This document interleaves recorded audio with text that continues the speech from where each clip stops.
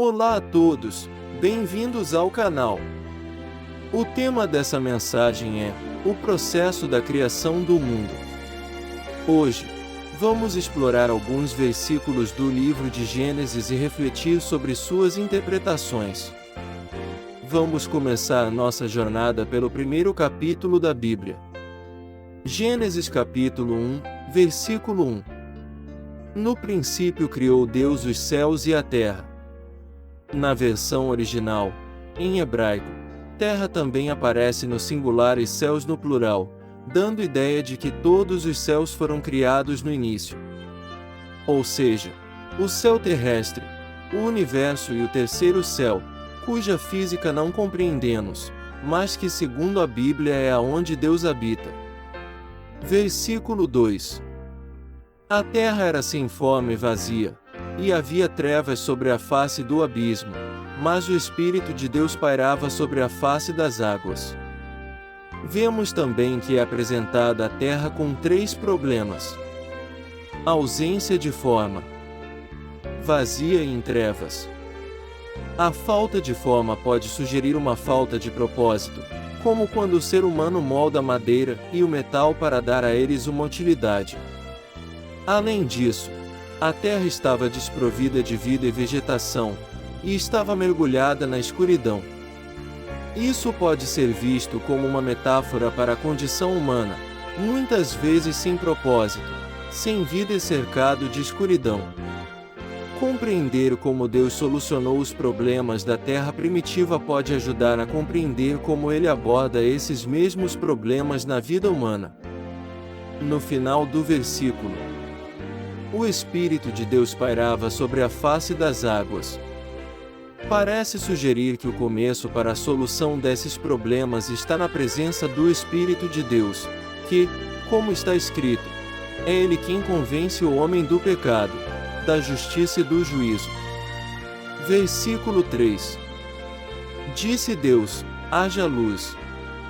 E houve luz.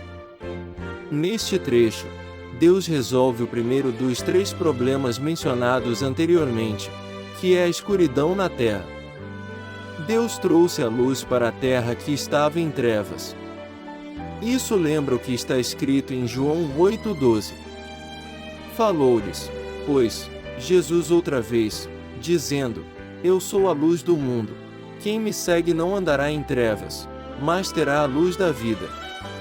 Assim, a restauração do homem começa com a convicção de seus pecados por meio da ação do Espírito de Deus, seguida da orientação do homem para a luz de Deus, que é Cristo Jesus. Versículo 4. Viu Deus que a luz era boa, e fez separação entre a luz e as trevas. No versículo em questão, podemos notar a presença de contrastes mais uma vez, quando Deus destaca a luz como algo bom e a separa do restante.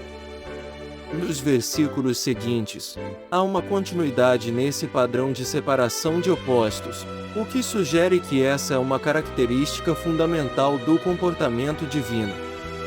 Em relação à solução para a escuridão, Deus não a eliminou completamente, mas trouxe a luz e a separou das trevas.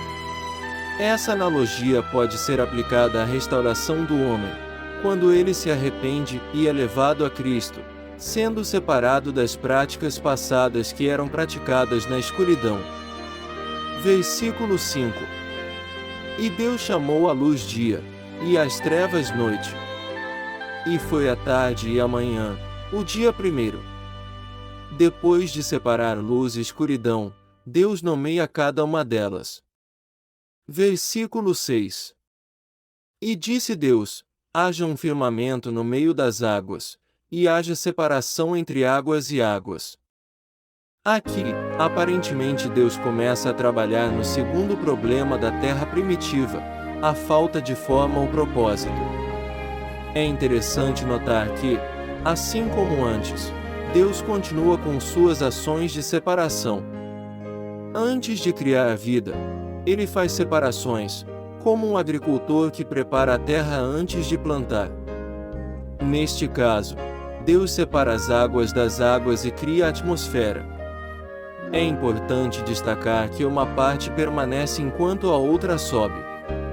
Essa ação de separar está em harmonia com a restauração da humanidade, pois é prometido que aqueles que são separados para Deus um dia subirão com Ele. E viver em santidade é justamente isso, é viver separado e dedicado para Deus. Versículo 7. Fez, pois, Deus o firmamento, e separou as águas que estavam debaixo do firmamento das que estavam por cima do firmamento. E assim foi. Novamente vemos Deus fazendo mais separações. Parte de cima, parte de baixo.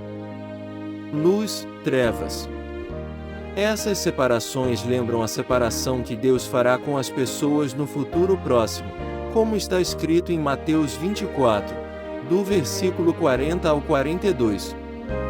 Então, estando dois no campo, será levado um, e deixado o outro. Estando duas moendo no moinho, será levada uma, e deixada a outra.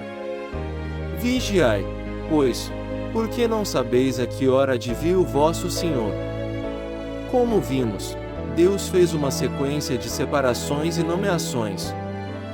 Essas nomeações também lembram quando Cristo classificará os povos entre bodes e ovelhas, como está escrito em Mateus 25. Versículos do 31 ao 34. E quando o Filho do Homem vier em sua glória, e todos os santos anjos com ele, então se assentará no trono da sua glória.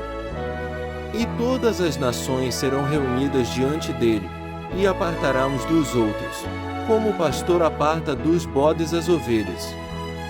E porá as ovelhas à sua direita, mas os bodes à esquerda. Então dirá o rei aos que estiverem à sua direita: Vinde, benditos de meu Pai, possuí por herança o reino que vos está preparado desde a fundação do mundo. Versículo 41.